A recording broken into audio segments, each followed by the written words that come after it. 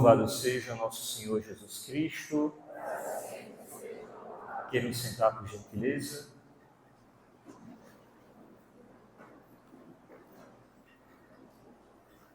Caríssimos irmãos e irmãs, como eu disse na introdução dessa Santa Missa, estamos celebrando o terceiro domingo do tempo pascal e aí colocamos já como intenção principal dessa Santa Missa o futuro da nossa igreja, que a partir da próxima quarta-feira iniciaremos esse processo tão belo de escolha do sucessor do apóstolo Pedro, e é muito providencial que nesse contexto todo nós tenhamos como evangelho da missa esse que nós acabamos de ouvir, em que Pedro ocupa um destaque muito especial. Mas vamos aos pouquinhos meditando nesse evangelho para tirarmos, digamos, ensinamentos bastante preciosos para a nossa vida.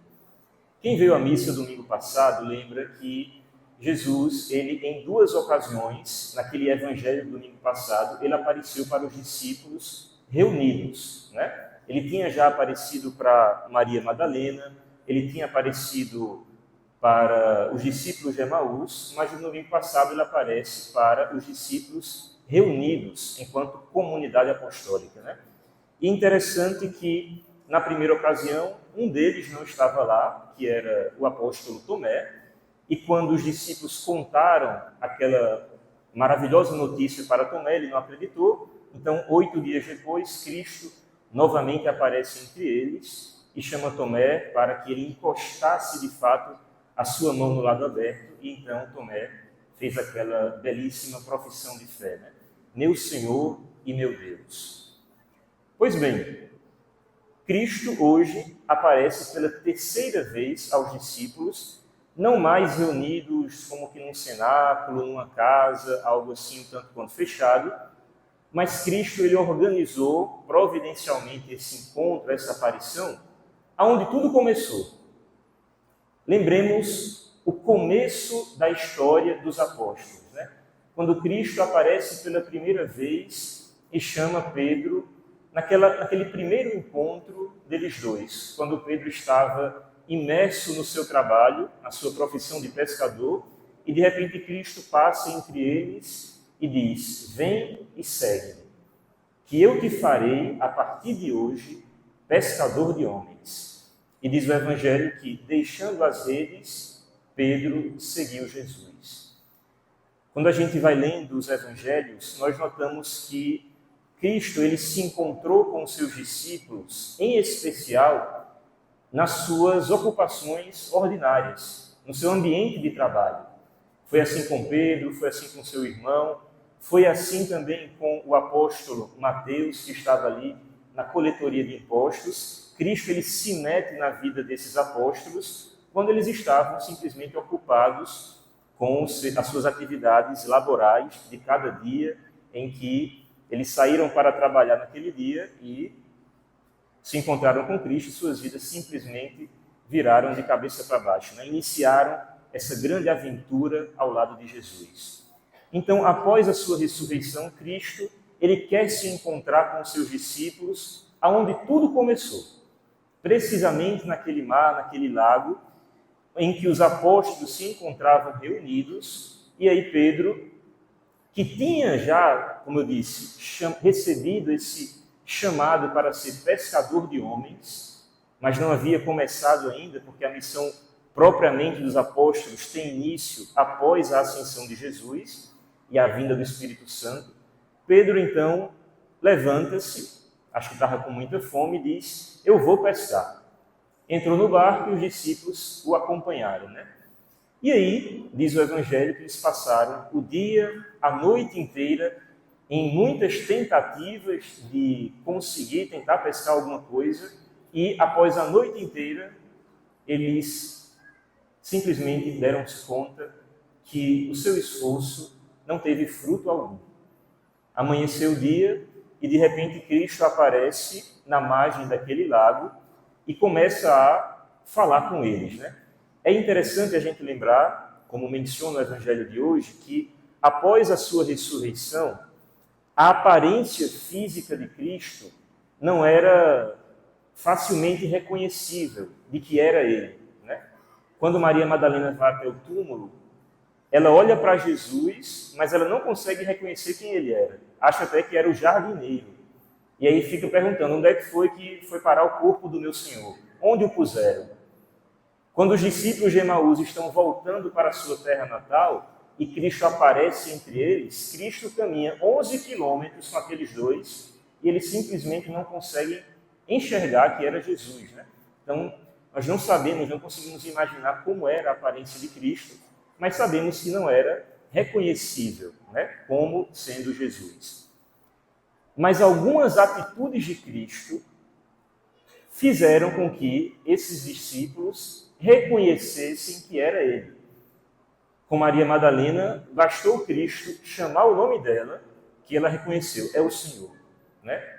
Cristo estava falando com ela, e ela, onde é que foi que puseram o corpo do meu Senhor? E Cristo disse tão somente, Maria. E ela, na mesma hora, reconheceu que era o Senhor. Talvez pela forma carinhosa de Cristo se ter acostumado a chamá-la, então ela reconheceu que só Ele pode me chamar assim.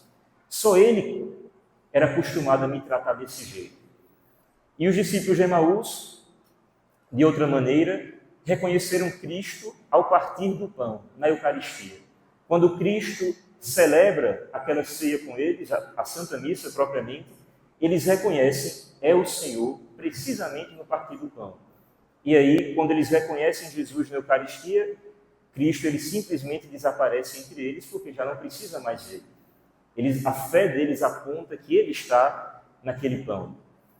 E hoje, uma terceira forma de Cristo se revelar àqueles apóstolos, né? Ele começa a conversar com eles e pergunta, moços, tem alguma coisa para comer? Lembrem, eles passaram a noite pescando e não encontraram nada, amanheceu o dia e Cristo chega, já na hora do café da manhã, e pergunta se tem alguma coisa para comer. E eles dizem que não, porque a pesca não trouxe fruto algum, e Cristo vai e pede aquele mesmo pedido que ele tinha feito em outra ocasião, quando os apóstolos também passaram a noite inteira tentando pescar. Cristo olha para eles e diz, joga a rede mais ali ao fundo, tenta mais uma vez. Naquela primeira ocasião, lembrem-se, né? Os apóstolos não deram muita bola, Cristo ficou insistindo, até que Pedro disse, Senhor, nós passamos a noite inteira pescando e não tem peixe aqui. Mas em atenção à tua palavra, nós lançaremos a rede mais uma vez. E aí ele jogou as redes, né? E vieram tantos peixes que a rede foi se rompendo. Foi aquela primeira pesca milagrosa. No evangelho de hoje, aquele personagem um tanto quanto misterioso, que ninguém sabia quem era, pediu um pedido parecido. Lança de novo a rede. E aí Pedro, sem saber que era Jesus, tentou mais uma vez, né? O que é que custa? Passamos a noite inteira, uma vez mais, uma vez menos, não vai prejudicar em nada. E quando ele lança as redes, ela vem carregada de grandes peixes e que eles simplesmente não conseguem colocar a rede para dentro do barco.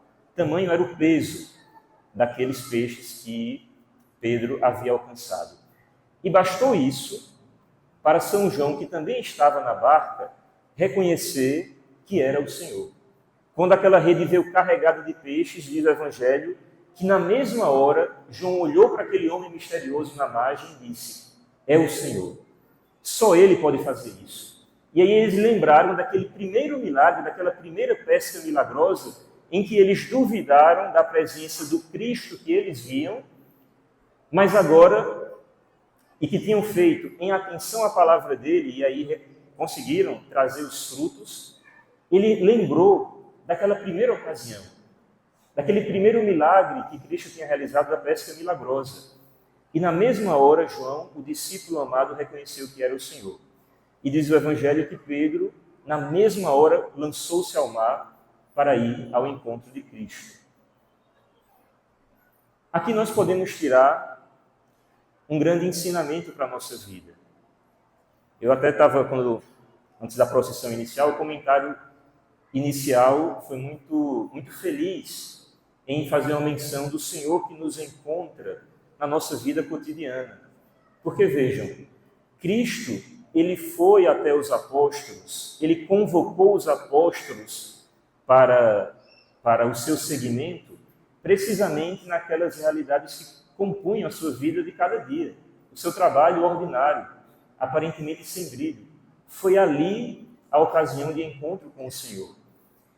E quando Pedro ele volta para a mesma profissão que ele exerceu durante toda a sua vida antes de um encontro com Cristo, após uma noite inteira de um trabalho fatigante e que não encontrou frutos, quando Jesus aparece para eles, na primeira ocasião, os frutos se tornam abundantes. O que é que nós podemos trazer para a nossa vida a partir desse exemplo que nós vemos no Evangelho? Que os frutos do nosso trabalho, caros irmãos, os frutos do nosso suor, do nosso esforço, só virão frutos verdadeiros, tá? Não estou falando de um salário gordo na conta. Frutos verdadeiros, frutos espirituais, frutos que nós levaremos para a eternidade, só virão se nós encararmos cada uma dessas realidades e as exercermos em união com Jesus. Uma noite inteira de um trabalho feito sem a presença de Deus foi uma noite inteira simplesmente desperdiçada, de um suor que não valeu a pena, de um suor que não trouxe fruto algum. Mas foi tão somente Cristo aparecer e eles fazerem a mesma coisa que estavam tentando fazer a noite inteira, que aquela rede veio cheia.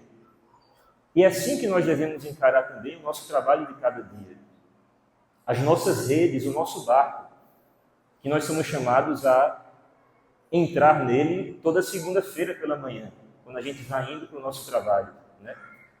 Caros irmãos, a nossa vida não é compartimentalizada da seguinte maneira: a minha vida de família, a minha vida de trabalho e a minha vida profissional e a minha vida de união com Deus. Não é assim. Tudo na nossa vida, a minha vida em família, a minha vida entre os meus amigos, a minha vida de lazer e o meu trabalho profissional dizem respeito também a Deus. E é por isso que se eu começo a encarar o meu trabalho, as coisas simples da minha vida em família, como uma ocasião de encontro com o Senhor, eu começo, a partir de então, a trazer os frutos que o Senhor quer me dar a partir daí, dessas realidades aparentemente simples e sem brilho, aparentemente intranscendentes, mas que o Senhor me espera em cada uma delas. Foi assim que aconteceu com os apóstolos.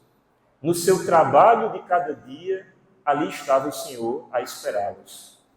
E após uma noite inteira, aparentemente infecunda, quando eles se encontram com Cristo e escutam e cumprem a sua palavra, os frutos aparecem.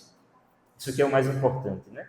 Nós sabermos que os frutos, a vitória, não vem simplesmente por nossas forças, mas, sobretudo, pela graça de Deus, que se utiliza das nossas forças, mas as nossas forças não bastam, né?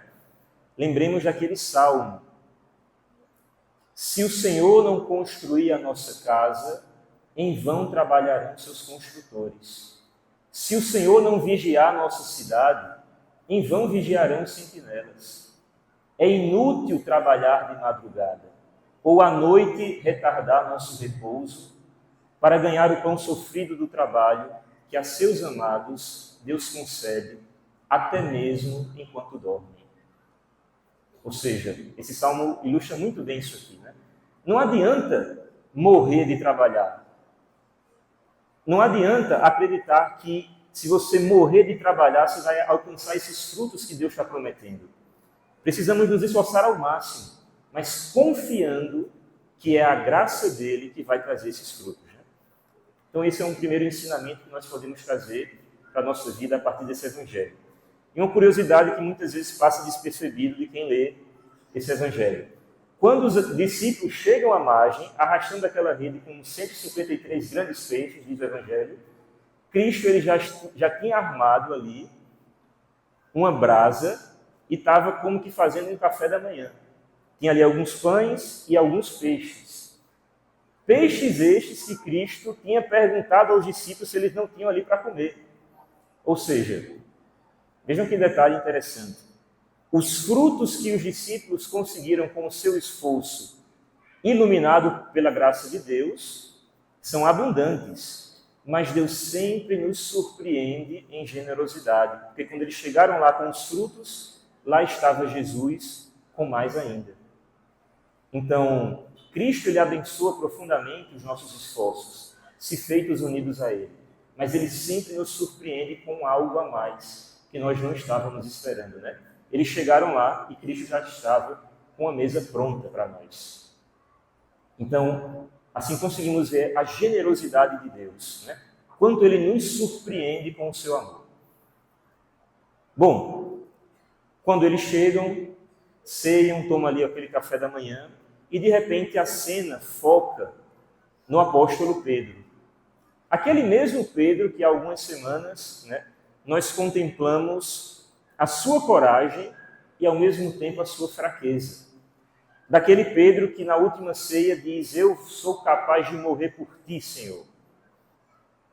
E aí, confiando nas suas próprias forças, né, achava que seria capaz de ir até o final com Jesus. Jesus olha aquele coração que não estava pronto ainda e diz: Pedro, ainda hoje, antes que o galo cante, tu me negarás 3 vezes.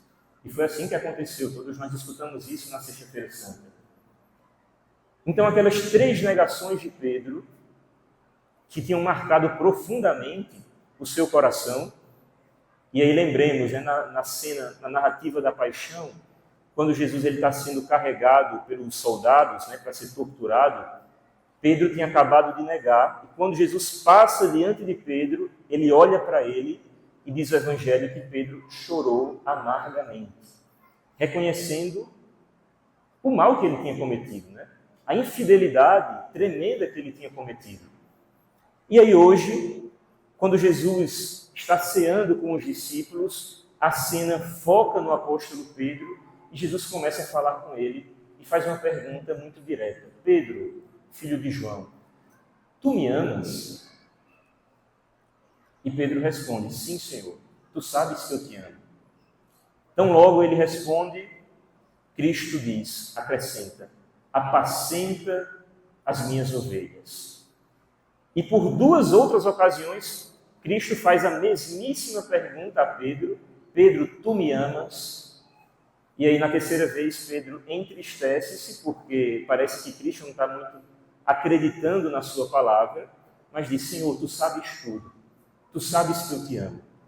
E Cristo completa: apacenta as minhas ovelhas. Aquelas 3 negações que Pedro tinha feito contra Jesus, né? Quando a empregada do sumo sacerdote perguntou para ele: tu és discípulo daquele homem, tu és galileu? E ele disse: não, eu sequer conheço esse homem. Aquelas 3 quedas de Pedro, aquelas 3 traições, foram reescritas, foram corrigidas por essas 3 afirmações de amor que Cristo fez Pedro confessar. Tu me amas, Pedro? Sim, Senhor, tu sabes que eu te amo, tu sabes tudo, tu sabes que eu te amo.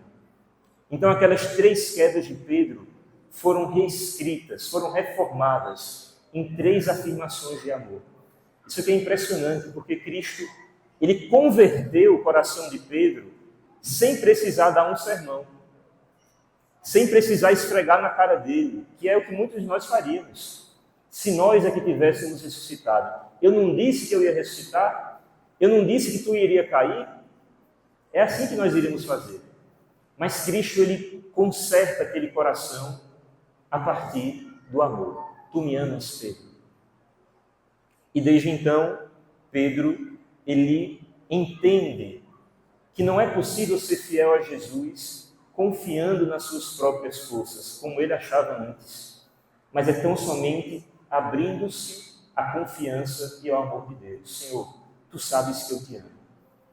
E essa missão que Cristo confere a Pedro, apacenta as minhas ovelhas, é precisamente, caros irmãos, e aqui eu entro naquela intenção que eu coloquei para essa Santa Missa, é essa precisamente a missão de um Papa. A igreja fundada e instituída, edificada por Cristo, ela já nasce com o Papa.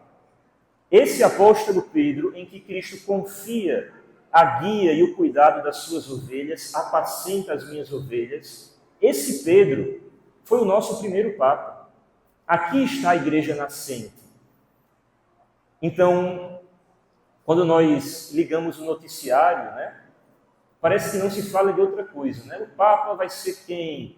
Qual dos cardeais vai ser eleito? Como é que vai ser esse Papa? Vai ser conservador? Vai ser progressista? Vai ser tradicional? Vai ser isso? Vai ser aquilo? Vai ser um Papa que se preocupa com isso, com aquilo, com a política do momento, com a pauta do momento? A missão de um Papa não é essa. A missão de um Papa é precisamente essa que Cristo confere a Simão Pedro. Apacenta as minhas ovelhas. E nesse contexto tem muita gente preocupada, tem gente até sem dormir, de tanta ansiedade para saber quem é que vai ser o Papa. Se o Papa vai ser o Papa dos meus sonhos, o Papa segundo os meus critérios e os meus desejos. Porque se não for, parece que a igreja vai terminar, a igreja vai se acabar, se não for aquele ali que eu estou desejando, né? Tem muita gente que está pensando isso. As redes sociais mostram isso para a gente, né? Mas no fundo, caros irmãos, precisamos lembrar que, apesar de ser composta por homens, a igreja não é uma instituição humana. A igreja é uma instituição divina, fundada e guiada pelo próprio Deus, ainda que seja composta por homens pecadores, até mesmo em altos cargos.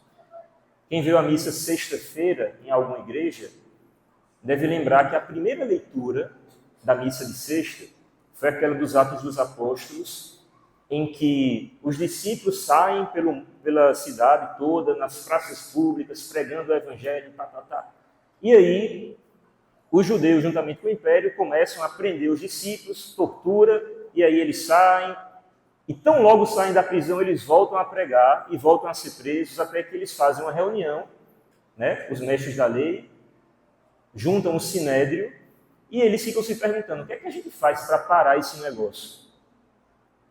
E aí, um deles, chamado Gamaliel, ele, muito sabiamente, diz uma frase que nos ilumina hoje, né, esses tempos nossos. Ele diz o seguinte: olha, vocês lembram de fulano, de cicrano, que diziam que era o Messias, e juntaram um bocado de gente e tal.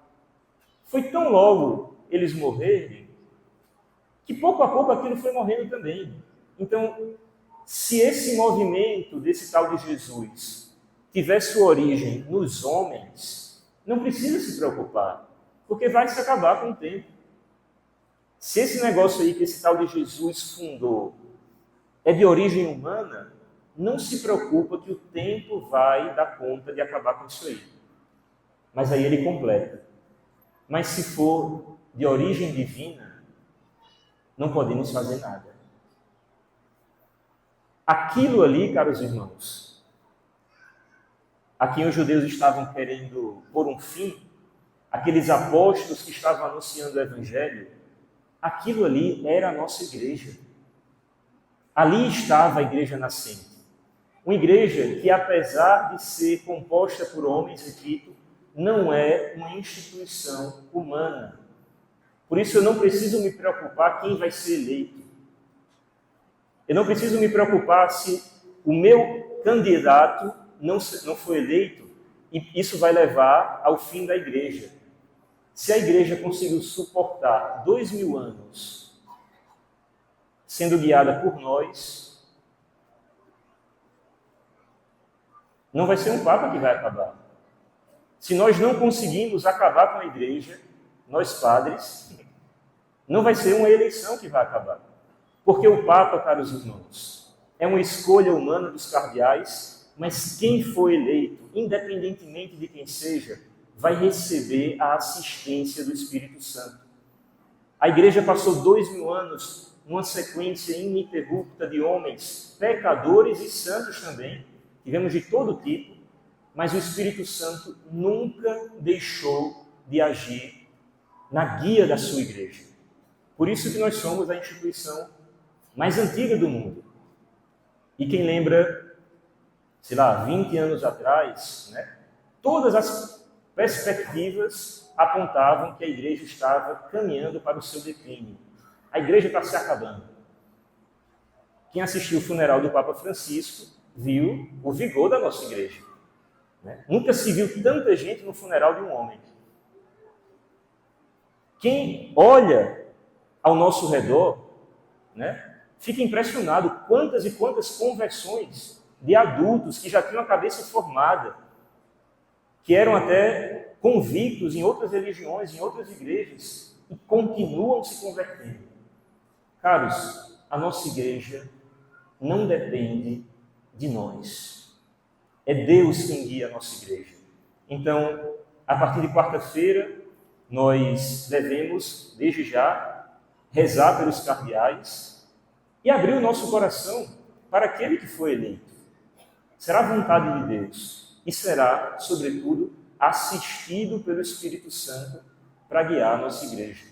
Com os seus pecados, com os seus defeitos, como todos nós temos, mas será assistido pelo Espírito Santo. Então, acredito que esse Evangelho nos ilumina um pouco nesses tempos em que estamos vivendo, para nós podermos simplesmente ficar tranquilos e confiar na providência divina.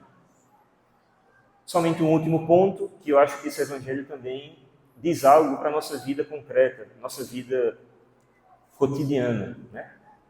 Nenhum de vocês exerce um pastoreio como esse que Jesus está confiando ao apóstolo Pedro, de um papa, de um bispo. Não. Mas todos nós somos pastores de um pequeno rebanho. Deus ele confia a cada um de nós um pequeno grupo de ovelhas, que em geral são os nossos filhos, a nossa esposa, o nosso marido, aqueles que são catequistas, né? Os nossos catequizandos. Deus ele confia a cada um de nós um pequeno rebanho e diante dessa missão ele nos pergunta a mesma pergunta que ele dirigiu a Pedro: tu me amas? Se sim, então prova isso apacentando as ovelhas que eu te confiei. O nosso amor a Deus ele se manifesta também no cuidado e na preocupação pela salvação daquelas pessoas que estão também ao nosso lado, os nossos filhos, né?